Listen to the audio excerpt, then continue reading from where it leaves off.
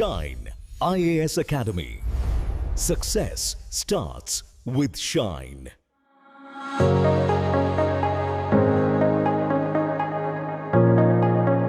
Good morning all. Actually எனக்கு என்ன பேசுறதுனே தெரியல. நானும் இப்படினா எல்லாரும் முன்னாடி உட்கார்ந்துருப்பேன். 3 இயர்ஸா படிச்சிட்டு இருந்தது. ஒரு அச்சீவ்மெண்ட் ஆயிடுச்சுனா கண்டிப்பா ஸ்டாஃப் சப்போர்ட் எல்லாமே வேணும். பேரண்ட்ஸோட சப்போர்ட். அப்புறம் எனக்கு மேரேஜ் ஆயிடுச்சு. ஸோ அவங்க சப்போர்ட்டும் கண்டிப்பாக வேணும். ஸோ அவங்க இல்லைன்னா நான் இதை அச்சீவ் பண்ணிக்கவே முடியாது. ஸோ ஃபஸ்ட்டு இன்ஸ்டியூட்லேருந்து ஒரு ஃபவுண்டேஷன் ஆரம்பிக்கும். நம்மளுக்கு நல்ல சார் கிடைச்சிருக்காங்க. ஸோ நல்லா யூஸ் பண்ணிக்கோங்க எல்லாரும். கண்டிப்பாக எல்லாம் கற்றுக்கோங்க. நிறைய டெஸ்ட் போட்டு பாருங்க. அதுதான் இருந்துச்சு. லாஸ்ட் இயர்லாம் எங்களுக்கு ட்ரீம்ஸே மறுபடியும் கிளியர் ஆகாமல் போச்சு. அப்புறம் சரி நான் வீட்டில் இருந்தும் எனக்கு ப்ரெஷர், நீ வேணாம் வேற ஐடி ஜாப்க்கு போ, இது முடியல உன்னால அப்படின்னு சொல்லிட்டு எங்கள் வீட்டில எல்லாம் சொல்ல ஆரம்பிச்சிட்டாங்க. எனக்கு இந்த 1 இயர் மட்டும் கொடுங்க, நான் ஏதாச்சும் பண்ணுவேன் அப்படின்னு சொல்லிட்டு எங்கள் வீட்டில் என்னோட ஹஸ்பண்ட் எங்கள் ஃபேமிலி எல்லாம் சப்போர்ட் பண்ணனால தான் மறுபடியும் எங்கள் அம்மா வீட்டில் இருந்து படித்து நான் இப்போ ஒரு 4 எக்ஸாம்ஸ் கிளியர் பண்ணியிருக்கேன்.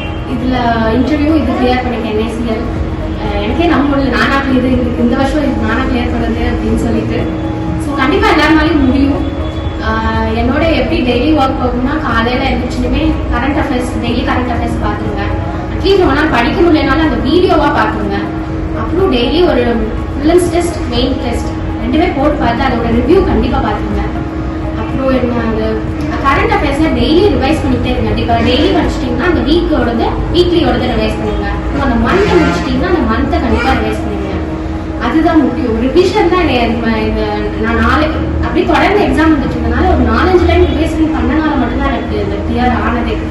ஸோ ரிவிஷன் மட்டும்தான் நம்மளுக்கு உயர்த்தும். அப்புறம் ஸ்டாஃப் நம்ம கூடயே இருக்காங்க, அவங்கள நல்லா நீங்கள் யூஸ் பண்ணிக்கோங்க, எல்லா டவுட்ஸும் கிளியர் பண்ணிக்கோங்க. அப்புறம் வேற என்ன பண்ணேன்னா நான் ஃபோன் கொஞ்சம் நிறையா தான் யூஸ் பண்ணுவேன். அப்புறம் நான் இன்ஸ்டாகிராமை அன்இன்ஸ்டாலே பண்ணிட்டேன். நேற்று தான் இன்ஸ்டாலே பண்ணேன். நான் இந்த 1 இயர் நான் யூஸே பண்ணலை இன்ஸ்டாகிராமு. யூடியூப் பண்ணலாம்னு நினச்சா நான் கண்டிப்பாக வேணும். நம்மளுக்கு யூடியூப்ல தான் கரண்ட் அஃபேர்ஸ் எல்லாமே நம்ம பார்க்கணும். ஸோ அதனால அதுலேயுமே நீங்கள் அதை படிக்கிறதுக்கு மட்டும் யூஸ் பண்ணிக்கோங்க.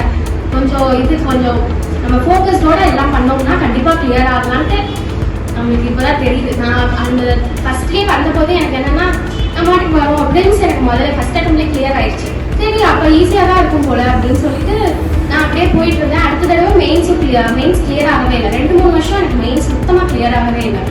லாஸ்ட் இயர் நான் பேபி வச்சுட்டு ப்ரெக்னென்ட்டோட தான் போய் எழுதினேன் RRB PO. அதுதான் என்னோட ஃபர்ஸ்ட் மெயின்ஸ் கிளியர். இன்டர்வியூவும் போய் அட்டன் பண்ணேன். ஆனால் 3 மார்க்ஸில் எனக்கு போயிடுச்சு. அப்புறம் தான் இந்த தடவை தான் எனக்கு மெயின்ஸ் 4 மெயின்ஸ் எனக்கு கிளியர் ஆகிருக்கு. ஸோ அது அப்போ தான் புரிஞ்சிச்சு. சரி அப்போ ஃபோக்கஸ்டோட படித்தோம்னா நம்மளால் கிளியர் பண்ண முடியும்னு தெரிஞ்சு ஃபஸ்ட்டே வந்து ஜாயின் பண்ணும்போதே நான் ஒழுங்காக படிச்சிருந்தேன்னா அப்படியே கிளியர் ஆகிக்கலாம். இந்த 3 வருஷம் நான் வெயிட் பண்ண தேவை இருக்காது. ஸோ அதனால் நீங்களும் டைமை வேஸ்ட் பண்ணிடாதீங்க.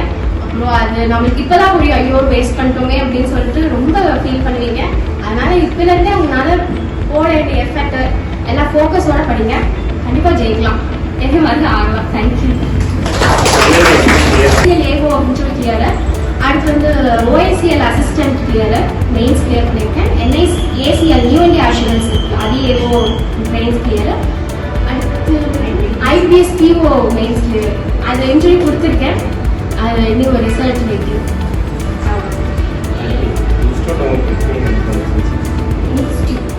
ஆக்சுவலி விக்னேஷ் சார் தான் முக்கியமாக காரணம். அவர் இல்லைன்னா மேக்ஸ் சுத்தமாக தெரிஞ்சிருக்காரு. ஸோ நான் இருந்தப்போ சுனில் சார் இருந்தார், அவரும் கொஞ்சம் கிளாஸஸ் எடுத்தார், அவரையும் மென்ஷன் பண்ணோம். அப்புறம் நம்மளுக்கு நாங்கள் தான் சார் கிட்ட போய் சார் டெய்லி PDF கொடுங்கன்னு சொல்லிட்டு அங்கிட்ட நம்ம தான் போய் நிற்கணும். அவங்க நம்மளுக்கு பண்ணுவாங்க, நம்ம எக்ஸ்ட்ராவும் நம்ம போய் கேட்டுகிட்டே இருக்கணும். அப்போ தான் அவங்களுக்கும் அவங்க ஈகர்னஸ் வரும், சொல்லி தருவோம் அப்படின்னு சொல்லிட்டு. ஸோ டெய்லி ஏதாச்சும் ஒரு PDF வாங்கி டெய்லி போட்டு பாருங்க. அப்புறம் வந்து நம்மளுக்கு லேப்டாப் எல்லாமே ஃப்ரீயாக கொடுக்குறாங்க. அதை நல்லா யூஸ் பண்ணி கற்றுக்கோங்க. அதான் ஸ்டாஃபை நீங்கள் நல்லா யூஸ் பண்ணிட்டீங்கன்னாலே நீங்கள் சீக்கிரம் கிளியர் ஆகிடலாம். நான் வந்து இங்கே GRG தான் 11th 12th முடித்தேன். அப்புறம் வந்து PSG டெக்கில் தான் கம்ப்யூட்டர் சயின்ஸ் கோர்ஸ் முடிச்சுட்டு எனக்கு ஐடி ஜாபும் கிடைச்சிது. ITC இன்ஃபோடெக்கில் பிளேஸ் ஆனேன். ஆனால் அது கொரோனா டைமு 1 இயர் ஜாப் தள்ளி போயிட்டே இருந்துச்சு. உடனே வீட்டில் எல்லாரும் எக்ஸாம்ஸ் படின்னு சொன்னாங்க. அப்போ எனக்கு ஒரே எனக்கு தான் வேலை கிடைச்சிச்சுல, எனக்கு எதுக்கு படிக்க சொல்கிறீங்க மறுபடியும் அப்படின்னு சொல்லிட்டு இருந்தேன். அப்புறம் எங்கள் அண்ணா RBIல ஒர்க் பண்ணுறாரு. அவர் தான் என்னை மறுபடியும் புஷ் பண்ணாரு, நீ போ பேங்கிங் போ. அவர் ஆர்பிஐ ட்ரை பண்ணிட்டு சொன்னாரு. ஐயோ ஆர்பிஐ எல்லாம் முடியாது, நம்மளே நமக்கு வச்சுக்கிறோம். ஆக்சுவலி நான் அப்பலேருந்தே ட்ரை பண்ணிட்டு தான் என்னால ஆர்பிஐ போயிருக்கலாம். நான் என்னால முடியாது, எனக்கு வராது அப்படின்னு விட்டுட்டேன். அதுதான் நம்ம தப்பு. நம்மளால முடியும், எதை எதை எதை வேணாலும் சாதிக்கலாம். ஆக்சுவலி நம்ம ஃபோக்கஸ் பண்ணி படிச்சோம்னா. அவர் சொல்லி தான் நான் மறுபடியும் பேங்கிங் எக்ஸாம்ஸ் படிக்கலாம். எங்கள் அக்கௌண்ட் கிளியர் ஆனதுனால சரி கவர்மெண்ட் ஜாப் போகலான்னு சொல்லிட்டு நான் 21 நவம்பரில் ஜாயின் பண்ணேன். அப்போ தான் ஜாயின் பண்ணி படிக்க ஆரம்பிச்சேன். அதுக்கு முன்னாடி நான் கிளாஸஸ் வந்திருக்கேன், ஸ்டார் கிளாஸஸ். பிளேஸ்மெண்ட்ஸ்க்காக எனக்கு வேணும், ஆப்டிடியூட்லாம் வேணும்ட்டு நான் பழைய இன்ஸ்டியூட் ஸ்ரீநகரில் இருந்துச்சு, அதுலேயே நான் ஜாயின் பண்ணியிருந்தேன். மறுபடியும் ஒரு 1 இயர் 2 இயர் கேப், கொரோனா முடிஞ்சு அதுக்கப்புறம் வந்து மறுபடியும் ஜாயின் பண்ணி அப்போ மறுபடியும் என்ன ஆச்சு, நான் வீட்டில் டிஎன்பிசி படி அப்படின்னு ஒரு இது. சரி டிஎன்பிசியும் நான் ஆல்மோஸ்ட் அட்டென்ட் பண்ணேன் கிளாஸ். இல்லை எனக்கு இவ்வளோ சிலபஸ்லாம் என்னால் படிக்க முடியாது அப்படின்னு சொல்லிட்டு மறுபடியும் பேங்கிங்கே நீ படி அப்படின்னு சொல்லிட்டு சார் தான், நீ எல்லாம் பக்கத்தில் வந்துட்டா அப்புறம் மறுபடியும் டிஎன்பிசி மாறுறேன்னு சொல்லிட்டு அவர் தான் சொன்னார், கைட் பண்ணாரு. அப்போ மறுபடியும் பேங்கிங் படிச்சு அப்போ எனக்கு கிளாஸ்க்கு வருவேன். ப்ரிலிம்ஸ்லாம் கிளியர் ஆயிடும். மெயின்ஸ் தானே, அதுவும் ஒரு 3 or 4 மார்க்ஸ் தான் போகும். சரி கிடைச்சிடும் அப்படின்னு சொல்லிட்டு நானும் லெட்டாஜிக்காக இருந்துட்டேன். ஏன்னா வீட்லேயும் 2 பேர் கவர்மெண்ட்ஸ், எங்கள் அப்பாவும் சென்ட்ரல் கவர்மெண்ட் ஜாப், எங்கள் அக்காவும். நம்மளுக்கு காசு தேவை அப்பெல்லாம் தெரியாது. சரி நம்மளுக்கு பாட்டுக்கு வருது, நம்ம பாட்டுக்கு ஜாலியாக ஆட்டோவில் வந்துட்டு ஆட்டோவில் போகிறோம். அது இப்படி தான் பண்ணிட்டு இருந்தேன் கிளாஸ்க்கு வரும்போது. அப்புறம் மறுபடியும் 2022 எனக்கு மேரேஜ் ஃபிக்ஸ் பண்ணாங்க. அப்போ சரி மேரேஜ்க்கு முன்னாடி ஏதாச்சும் ஒரு வேலை வாங்கிக்கணும்னு அந்த டைமும் ரொம்ப ட்ரை பண்ணேன். அப்புறம் எனக்கு லாஸ்ட் எக்ஸாம்ஸ் மெயின்ஸ் எக்ஸாமே நான் 2-3 அட்டன் பண்ணாமல் போயிடுச்சு. எனக்கு ஃபீவர் வந்து 1 வீக் நான் கல்யாணத்தினால பயமா இல்லை நம்மளுக்கு வேலைனால பயமா என்னன்னே தெரியல. 1 வீக் நான் அட்மிட் ஆகி 1 வீக் மேரேஜ் முன்னாடி 1 வீக் நான் ஹாஸ்பிட்டலில் தான் இருந்தேன். அப்புறம் நான் படிக்கவே இல்லை. அப்புறம் மேரேஜ் அது இதுன்னு போயிடுச்சு. ஆனால் எனக்கு அங்கே அவங்க வீட்டில் எங்கள் அத்தை மாமா என் ஹஸ்பண்ட் எல்லாமே ரொம்ப சப்போர்ட். நீ படி, அவங்க எங்கள் அத்தையும் டிஎன்பிசி ரொம்ப ட்ரை பண்ணாங்க. ஆனால் அவங்களால கிளியர் பண்ண முடியல. அந்த அவங்க நீ ஒன்றால் முடியும் அப்படின்னு சொல்லிட்டு என்னை நான் படிக்க வைப்பாங்க, படிக்க சொல்லுவாங்க. ஸோ நானும் சரி படிக்கலாம் அப்படின்னு சொல்லிட்டு மறுபடியும் நடுவில் எஸ்எஸ்சிலாம் ட்ரை பண்ணேன். அதுவும் எனக்கு செட் ஆகும். சரி பேங்க்லேயே நம்ம படிக்கலாம் அப்படின்ட்டு பேங்கிங் படிச்சு அப்புறம் ப்ரெக்னென்ட் ஆகிட்டேன். அப்புறம் இங்கே மறுபடியும் அம்மா வீட்டுக்கே வந்துட்டு அந்த டைம் தான் நான் எதுவுமே எக்ஸாம்ஸே எழுதலை. கடைசியில் ஒரு RRTTO மட்டும் வந்துச்சு. சரி அதை மட்டும் அட்டன் பண்ணலாம். ப்ரிலிம்ஸ் பாப்பா வயிற்றுல இருக்கும்போது தான் போய் அட்டன் பண்ணிட்டு வந்தேன். அது நான் சும்மா மெயின்ஸை படிக்கவே இல்லை. 1 மாதம் குழம்பு கட்டு 1 மாதத்துலேயே மெயின்ஸ் வந்துச்சு. சுத்தமாக நான் படிக்கவே இல்லை, சும்மா போய் எழுதிட்டு வந்தேன். அது என்னமோ பாஸ் ஆயிடுச்சு. அதுவும் இன்டர்வியூ போய் அட்டன் பண்ணிட்டு அது மெயின்ஸ் மார்க் நான் கொஞ்சம் கம்மியாக இருந்ததுனால எனக்கு கிளியர் ஆகலை. ஆனால் இன்டர்வியூவில் நான் நல்லா மார்க் எடுத்திருந்தேன். ஸோ அப்பயும் சார் கிட்ட சொல்லும்போது அவர் மறுபடியும் எனக்கு சார் ஸ்ரீனிவாசன் சார் தான் கைட் பண்ணாரு, எப்படி இன்டர்வியூவில் பண்ணணும் அப்படின்னு சொல்லிட்டு. அப்போ அவர் கிளாஸ் வந்து கொஞ்சம் அட்டன் பண்ணியிருப்பாங்க. அது கொஞ்சம் எனக்கு இன்டர்வியூவில் எனக்கு ஒரு நல்லா பேசுறதுக்கு தைரியமும் இதுவும் கிடைச்சிது. நம்ம இன்டர்வியூவில் சொல்லிட்டு பயந்துக்கிறோம். ஆக்சுவலி அதெல்லாம் உண்மை இல்லை. அவங்ககிட்ட நம்ம தப்பாக சொன்னால் கூட அவங்க உண்மையை எடுக்க மாட்டாங்க. நம்ம எவ்வளோ கான்ஃபிடென்ட்டாக அவங்க கொஸ்டினை ஃபேஸ் பண்ணுறோம், அவங்களுக்கு எப்படி நம்ம டெலிவர் பண்ணுறோம் அதை தான் பார்க்குறாங்க. நமக்கு ஆன்சரை கரெக்டாக சொல்லணும் அப்படின்லாம் தேவையே இல்லை.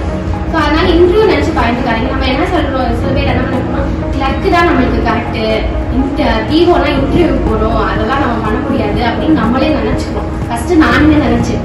அப்புறம் வந்து கிளர்க்கை விட பிஓ தான் ஈஸியாக கிளியர் பண்ணிடலாம். நீங்கள் வந்து கிளர்க்கு வந்து உங்களுக்கு கரெக்டாக கண்டிப்பாக கூட இருப்பாங்க. ஸோ பிஓ வந்து உங்களுக்கு கொஞ்சம் கம்மியாக தான் இருக்கும். ஏன்னா 3rd ப்ராசஸும் இருக்கிறதுனால நீங்கள் பிஓக்கு ட்ரை பண்ணாலும் அட்லீஸ்ட் கிளர்க்காக கிளியர் பண்ண முடியும். அதனால் நீங்கள் ஹை லெவலில் ட்ரை பண்ணுங்கள், கண்டிப்பாக சாதிக்கலாம். You can do it.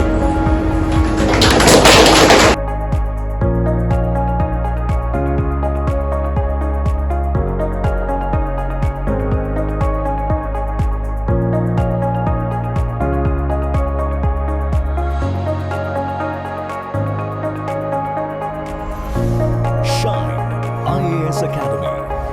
Success starts with Shine.